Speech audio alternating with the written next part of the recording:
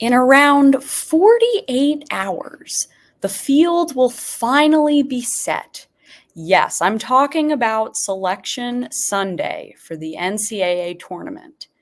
And today I have Her Hoop Stats bracketologist, Megan Gauer, here to discuss how she approaches the bracket and why the science of bracketology matters in women's basketball. The Locked On Women's Basketball Podcast. It starts right now. Ogunbowale for the win. Good! You are Locked On Women's Basketball. Your daily podcast on women's basketball.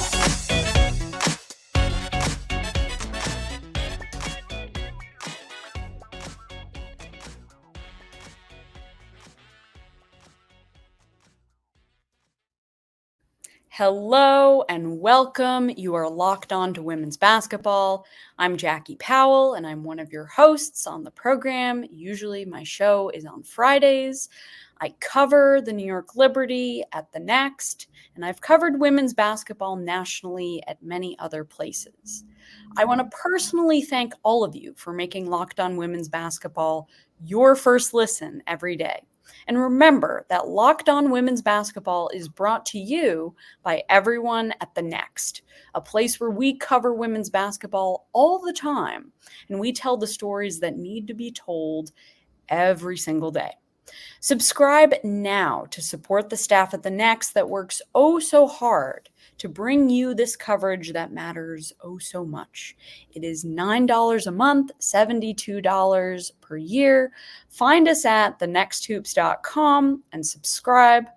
But also remember that Locked On Women's Basketball is free and available on all platforms, including YouTube, Apple Podcasts, Spotify, and many more. So last time we were together, dear listener, I had Brendan Glass-Sheen on to help me preview the 2024 Athletes Unlimited season. So 2 weeks later, Alicia Gray is killing it, as is Natasha Cloud and Tiffany Mitchell on that AU leaderboard.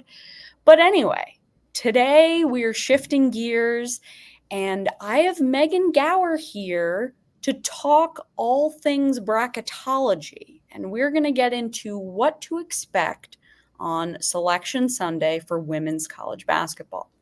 So in segment 1, we're going to do a bit of an intro into bracketology. What is it? Why does it matter? Then segment 2, we're going to get inside Megan's bracketology lab and really understand what goes into the updates that she provides and how she sort of sets up the bracket each time. And then in segment 3, we're going to do some predictions for Selection Sunday, which that's always fun. So anyway, Megan, thank you so much for being here. I think where I want to start is just very simple. What exactly is bracketology, and why is this science so prevalent within women's college basketball? Yeah, Jackie, thanks for having me. And I think, it boils down to trying to predict what the selection committee is going to do on Selection Sunday, who's going to be in that field, where they're going to sit on the seed lines, and who they're going to be playing and matched up against in those first round games. I think why it's so prevalent in the women's space, but just the college basketball world in general, is that the tournament, in the basketball side of things at least, has this subjective piece to it. There's no rankings, right? There are the net rankings, but you can't just go 1 through 68 through the net rankings and that's who's in the field. That's not how it works. You've got your auto qualifiers, but beyond that, it's a very, I'd say, subjective process. There's a lot of different things that are going into it.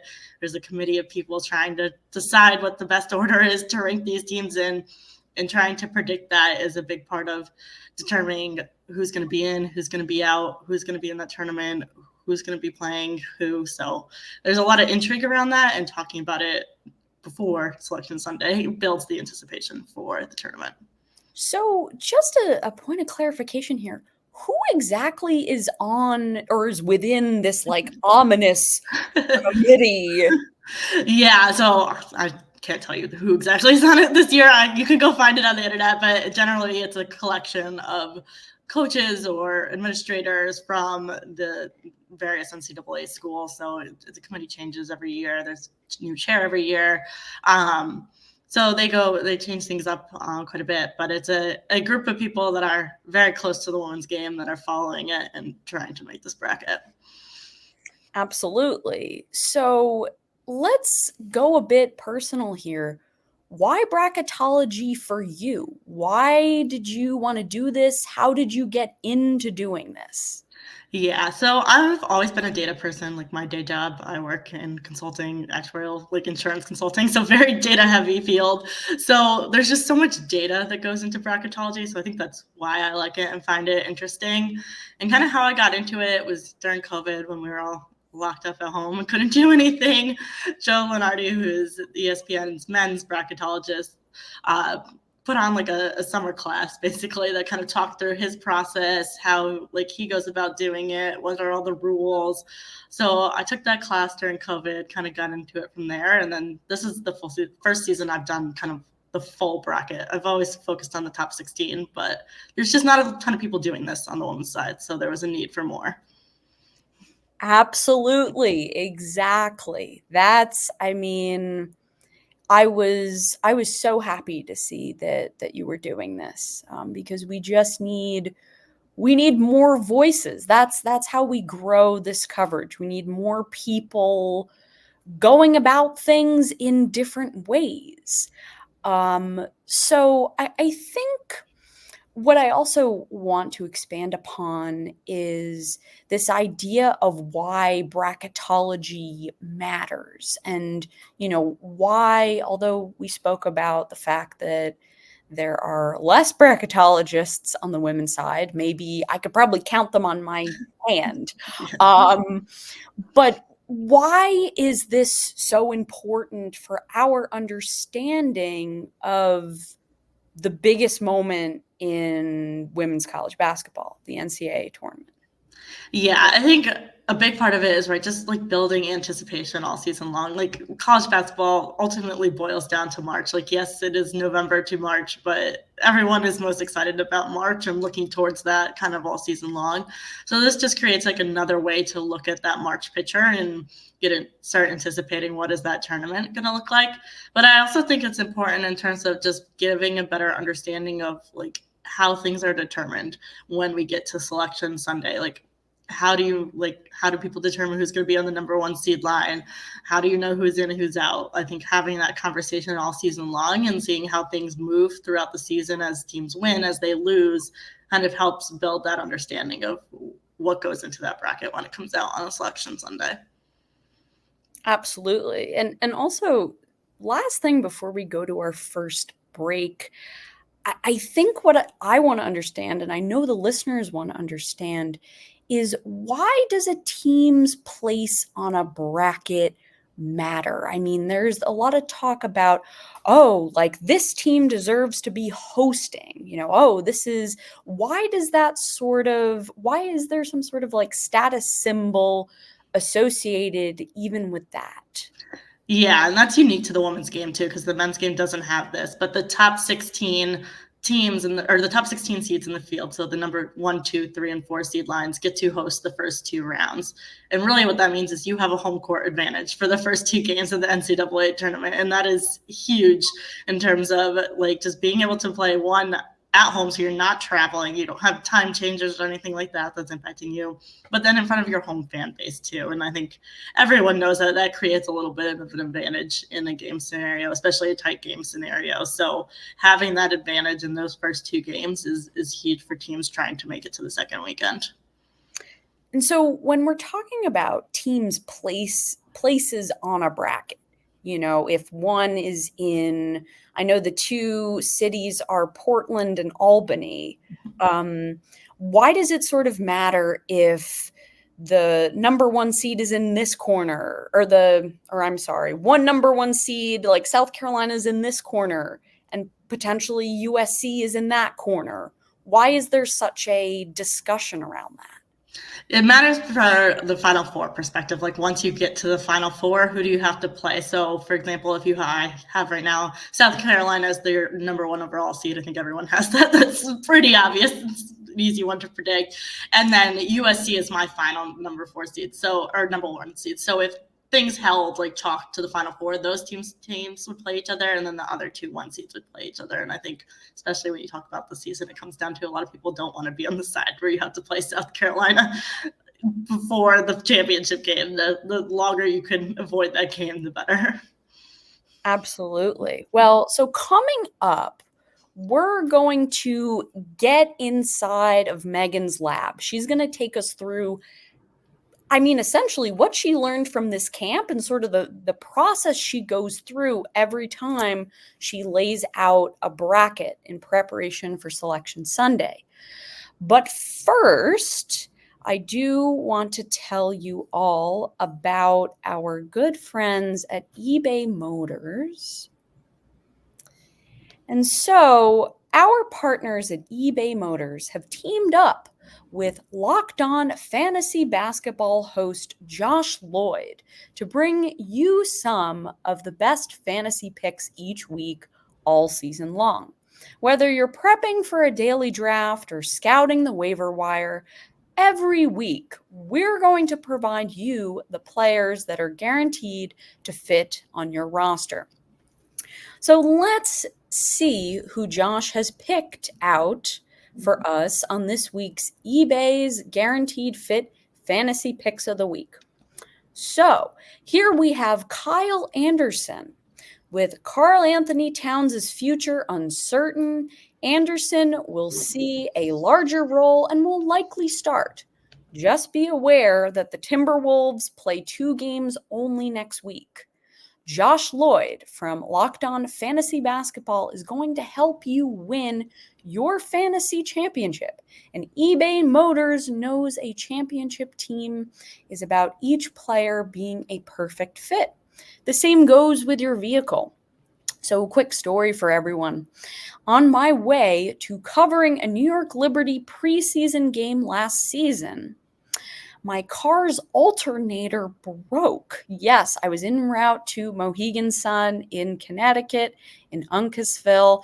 I had no idea what an alternator was, but lo and behold, that's what eBay Motors is for, getting you the parts that you need.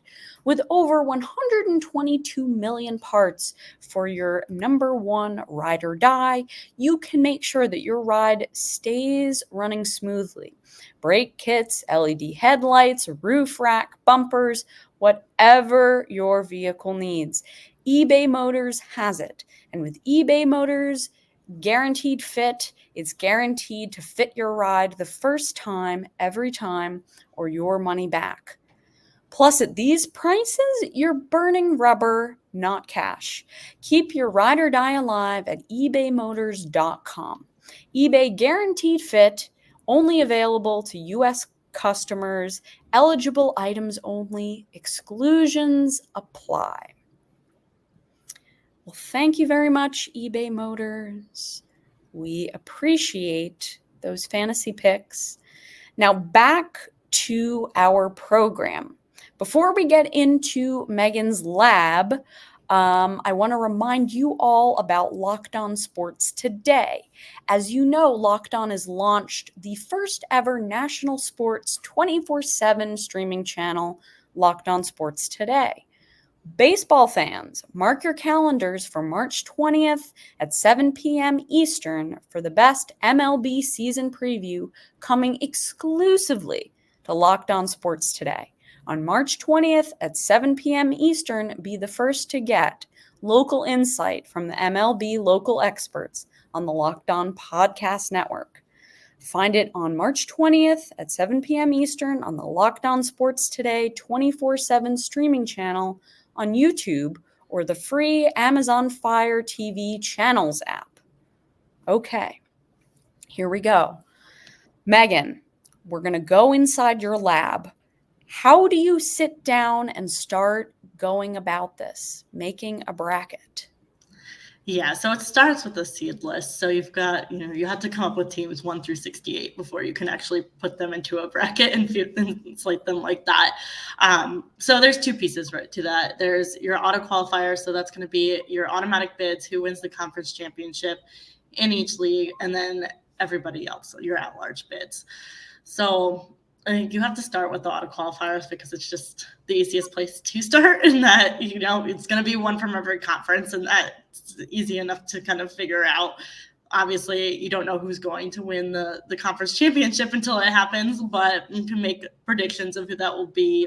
I think a lot of people use like the best record or number one seed in the conference. Her hoop stats, we use the team with the highest her hoop stats rating, just thinking that that's a little bit more predictive of who might win that conference tournament.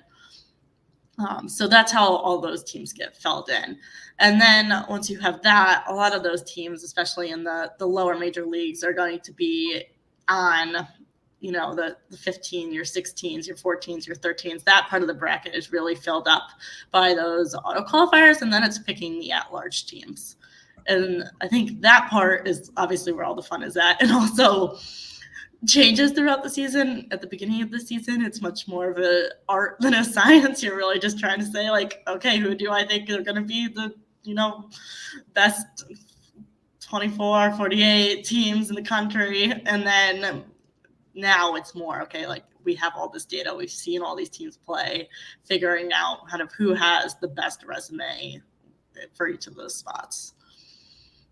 So when you talk about the best resume for all of those spots, what exactly does that mean? What types of, I guess, qualitative maybe data are you looking at? Yeah, so the committee has I think it's 10 things that they look at, and I'm not going to list all 10 because, one, I don't know if I can do it without looking it up, but two, it's just probably too much for this. But you have your net rankings, which do provide a good starting point, and it's definitely, as you look at people's records, are not strictly, okay, this team's number one in the net, so they're number one overall. That is the case of South Carolina, but beyond that, it's not really the case. But it does provide at least a good kind of benchmark of, what teams are in contention for your top four seeds, what teams are in contention to be at-large teams versus which teams are just, if you're too low, I think below 60 in the net, your chances of making the field as an at-large team are very small. So it's a kind of a good kind of goalpost, I think, in terms of seeding. But beyond that, I think we've seen, especially from some of these top 16 reveals from the committee this season, that it really just is a goalpost. And then it's looking at resume. So quality wins is a huge thing. What big wins do you have over top teams, over other teams in the field? The net rankings come with what's your record against the top 25 net teams? What's your record against the top 50 net teams? So those are really important data points. And then it's also the quality of the losses, like losing to teams that are also in the field, not having a 20-point loss to someone that's 200th in the net. That doesn't look good for your resume. So I think those are the two big things. And then just looking at the body of work, right? Who did you play in the non-conference? Did you challenge yourself in a non-conference slate? How does your conference help? That's why we see most of the at-large teams come from your 5-6 major conferences, because there's just those teams just all have way more opportunities to build their resume than a team that's in a mid-major. And unfortunately, a lot of these mid-major teams in their conference slate, they can only really hurt themselves. They can't help themselves that much. They can't really pick up those big wins, but those losses will count against them. So that's why you see so many kind of power conference teams dominate that at-large conversation. Absolutely. That makes sense, because we know there can only be one conference champion, right? So now I'm curious, everyone, you'll be able to see Megan's bracketology work at the show notes. I'm going to link that. But so how she does it is she has the bracket, she has the top seeds, the last four in, the first four out, and she tracks the top conferences, which I think is very important, because there's always a debate about which is the best conference in the country. Oh my gosh. But so she has, right before her full bracket, she has these little updates. And so she had one this morning where she reported that A&M Corpus Christi is the latest team to punch its ticket to the big dance. So, Megan, I just sort of want to know what goes into you being able to update this. When are you sort of like, or obviously when a team wins a conference championship, you go and you update it. But how sort of throughout this process, throughout the whole season, have you considered when you make those updates? Yeah, so I think you'll notice as you scroll through those updates, like at the beginning of this season, it's a lot less frequent, and I think there's just not a lot of data, so it's really hard. Like, yes, you can take this team and be like, oh, Tennessee lost like 2 games in the first 3 weeks, so let's move them out of the field. But I feel like there's less value in that because it's like an art. It's just like, oh, how do we really think these teams are gonna do? It's too early to really tell anything. So I kind of light at the beginning of the season updates, like we put something out that's preseason that is very much art and just a guess. And then once the net rankings come out, I think is when I started to kind of get a little bit more frequent with the updates. I think we get the net ratings first time in like late December, I want to say. So once you have those, there's a little bit more of that like data in the meat that you really need to make a bracket. So going from there, every couple of weeks throughout the season, trying to keep it updated. And then obviously this time of year is when it all comes together. So right now I've been close to daily with updates. I think there was a lot of updates last weekend because we had all the major conference tournaments last weekend. So those were making a lot of changes in the at-larges. So that was a really big thing last weekend. This week, it's more of the smaller conferences that are playing. So just kind of getting those auto qualifiers in there, adjusting things. I mean, there's still been some craziness this week. We had Gonzaga getting upset in the West Coast Conference final. That changed a lot in the top 16 as well as on the bubble. So making those updates as well, but as frequently as possible in the last 2 weeks. I'm not getting a lot of sleep, but we're almost there. We're almost there. We're on the edge of glory here. So I think what I also want to know when it comes to making that beautiful bracket, you talked in depth about how you get those 64 teams on a list. That's sort of the first step. Mm-hmm. But when it comes to placing them in their corners, how do you go about that? Because I've looked at many different brackets and there are some similarities. Like I think the number 1 seeds being in certain spots, there's a consensus. But then when you go into the 2s and the 3s, it's a little jumbled. So I guess if you could take us through first how you're placing the 1 seeds and then how does it break down, for the 2s, 3s, and 4s? Yeah, so it's all about the S curve. So that basically means like you place your 1 seeds around in the order, and then your best 2 is going to be matched up with your worst 1, and then your worst 2 is matched up with your best 1. But that doesn't exactly happen because there's all these rules about what has to happen for teams that are in the same conference. So the Pac-12 is the best example because the Pac-12 has 5 teams in the top 16 right now. So they are creating a lot of the jumbling. And so the first 4 teams from the same conference that are on those 1, 2, 3, and 4 side lines have to all be allocated to different regions. So I think the best example is kind of like you have an Oregon State team that is kind of towards the bottom of the 3 line in the S curve, but they have to be matched with South Carolina because there's already a Pac-12 team in all the other 3 regions at that point. So they have to go there. So you've got, the S curve, and people's S curves are a little different. That will change up that order. And then you have all these conference rules that you have to follow as well to make sure that the teams are not playing someone from their conference until kind of like that regional final type level. And then, that also applies kind of all the way through to 16, but it's a little bit more lenient outside of the top 16. And so just to we all, our listeners and myself included, know, when you say an S curve, what are you referring to? Yeah, so you have your list of 1 through 68. So for those on YouTube, will see me talking with my hands, but you kind of go your number 1 seed, your number 2 seed, your number 3 seed, your number 4 seed clockwise around your bracket. And then you start going back counterclockwise. So if there were no conference rules, you would say, okay, now we go our number 5 overall goes with our number 4 overall, and our number 6 overall goes with our number 3 overall, and kind of back, and then you turn around when you get back to the top. So it's this like S curve to how you're snaking through the teams and putting them in the field.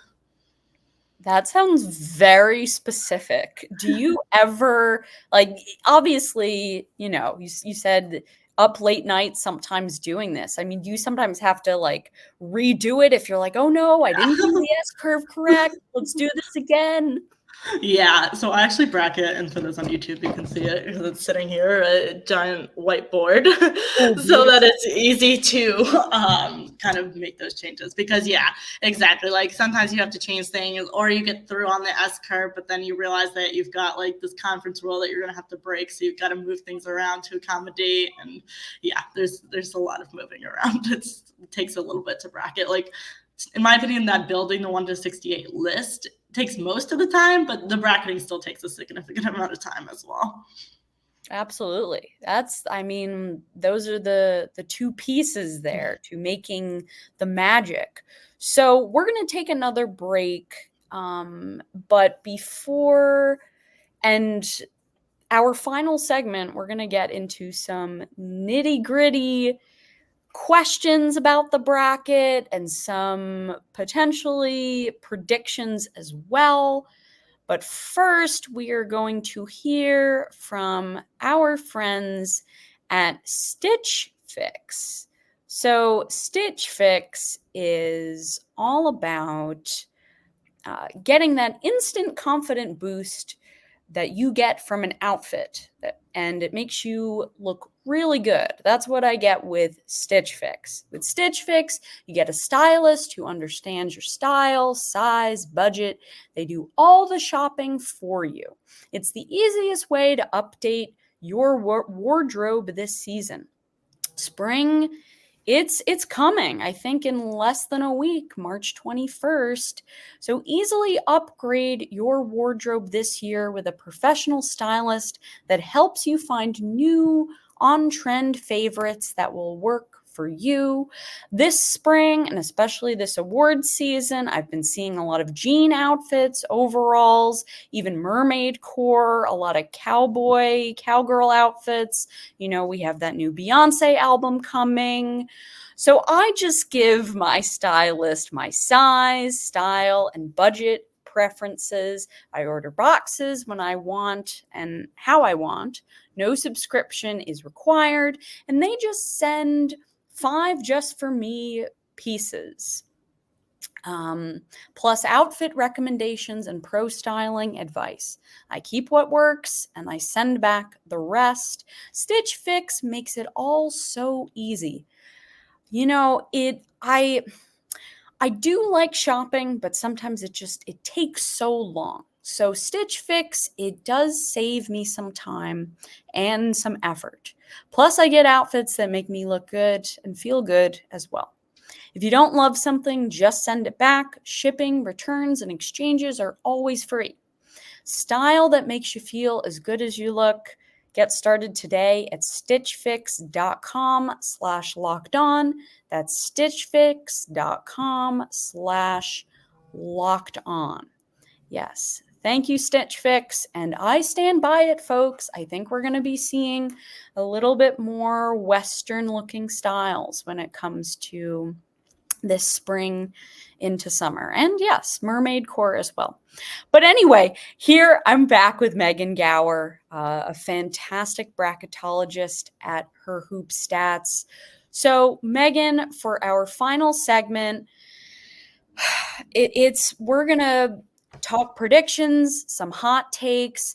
I actually first want to start with the question of why can't we get a 2-bid Ivy? Because I see on your bracket, Columbia is one of the first 4 out. Why, oh, why can't we? Well, we still can, because Ivy Madness is not quite underway yet. Will be in the next couple hours. Columbia, I don't think has the resume to get in as an at-large, but they can still win the conference tournament. And regardless of what happens this weekend, Princeton is getting in as an at-large team. Their resume is solidly putting them in the field. So we can get a two-bid Ivy. Just someone other than Princeton needs to win the conference tournament this weekend for that to happen. So I don't know. People who want a two-bid Ivy, should we all be rooting for the Columbia Lions? I guess the answer is yes. Yes, yeah. You're rooting against Princeton this weekend if you want a two-bid Ivy. And for everyone who is interested in Ivy League madness, our Jen Hatfield will be providing quite the amount of coverage this weekend. Game to game, sights and sounds. You know it. Jen is on it. But anyway, okay, so two-bid Ivy is a possibility. Columbia just needs to win that conference championship. So, Megan, I'm curious about what surprises that you were thinking could possibly happen. What do you think the committee is going to surprise us with potentially on Sunday? I think the biggest area for surprise has to do with the Pac-12 because the league has been so strong this season, but it's really strong at the top. And some of these kind of middle of the Pac-12 teams, I think, have on their records at least kind of been disadvantaged by the fact that they've lost a lot of games because they've had to play 5 or 6 top 15, top 20 teams every weekend in the Pac-12. So they have a little bit more losses and less wins than we typically see for teams in the tournament. So I think Arizona probably has done enough to get in, but then you have teams like Washington State, Cal, and Washington that are on the bubble that are probably on the wrong side of it, but I wouldn't be totally shocked to see someone from there kind of slip in that we don't expect to see in, just because I think it's interesting to kind of think about how's the committee going to look at that and the strength of that conference. And it feels weird to be like, yeah, we could have potentially only 6 teams from the Pac-12 in if like someone stole Arizona's spots in one of these Ivy League tournaments, for example. So that just feels odd for how good the Pac-12 has been this season. And I wouldn't be surprised if we see something kind of uncharacteristic where a team worth, 16 wins gets in because just they played in the Pac-12 and that's enough. It's interesting you say that because I was looking at your part here, the top conferences. And so the Pac-12 has 7. And I was like, wait a minute, why does that feel low? Why does the ACC have more? And so when it comes to saying who is the best conference in the country, it's not based on who maybe has the most teams. It's okay, how many teams are in the top 16? Mm-hmm. Yeah, I mean, I think the ACC is the deepest conference in the country right now, and that's why you're seeing it have 9 teams that are like none of those 9 are even on the bubble, really. It's 9 teams that are going to be in the field. And then the Pac-12, the top is so strong. You have 5 teams in that top 16. Utah kind of right outside of that top 16, so it's 6 teams definitely in, but they're all on your first 5 seed lines. And so that's what leads to, I guess, this lower than expected representation. Right. Exactly. Fascinating. Okay. Before we go, we are going to do a bit of a rapid fire round here. So if you need to think a little bit, that is fine, but I want, as quickly and off the cuff as possible. So here we go. I've got, it looks like 4 of these. Who is your Cinderella field? I'm going to go with 2 here. Gonzaga, in terms of making a deep run, I think they're underappreciated for how good they are despite that Portland loss. And then I really like Fairfield as like a double-digit seed if they can get the right matchup. They're small, but they're really good. Ooh, the Stags. Okay, which number 1 seed falls out first? People are probably going to be upset that I say this, but Iowa, I'm looking at that potential second round game with Tennessee, and could Tennessee upset Iowa at home? Maybe. I don't know. I guess after the so close but yet so far game against South Carolina, we will have to see. We will have to see. They'll have to make sure they're guarding the perimeter this time. How far do the UConn Huskies go? If you asked me 2 weeks ago, I would probably have had a different answer, but the way Paige Beckers is playing right now, I would say you bet against them at your own risk. I think it really depends who's in their bracket when we get the full bracket on Selection Sunday, but I wouldn't be shocked to see Paige carry this team back to a Final Four. You know, as our listeners remember, I made a bold prediction that UConn was going to somehow end up in the Final Four, so we will see. Now, finally, who is your Final Four? All right, I'm going from the way my bracket stands currently. So if it's different on Selection Sunday, it will be different. But I think I'm going South Carolina, LSU. I just said I was going to say that UConn could go to the Final Four, but I'm going to put UCLA through from the Albany 3 region, actually. And then, in my opinion, that last group is kind of the wild card, but I'm going to go USC. I just feel like we're going to see a lot of Pac-12 representation deep in the tournament. Solid. LSU. Wow. That could be fascinating. So thank you all for making Locked On Women's Basketball your first listen every day. I want to give a huge shout out and thank you to Megan Gauer for hopping on the show today. I know I learned a whole lot about bracketology. Megan, where should the people find you and follow your work?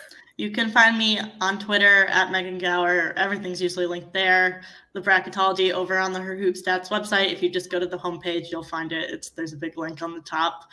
And then also I have the Gauer Hour over on College Sports Now. So we are talking women's college basketball every week, moving to Wednesday, starting next week for the tournament. So tune into that. That's awesome. Also, Locked On has launched its first ever national sports 24/7 streaming channel on YouTube. Locked On Sports Today is here for you 24/7, covering the top stories of the day with the local experts of Locked On, plus our national shows covering every league. Now, tomorrow, join our scouting crew back for another WNBA draft-related episode. Selection Sunday is going to be fascinating, folks. I cannot wait for it. This has been Jackie Powell and Megan Gauer. And we are signing off. Have a great weekend. Ogunbowale for the win.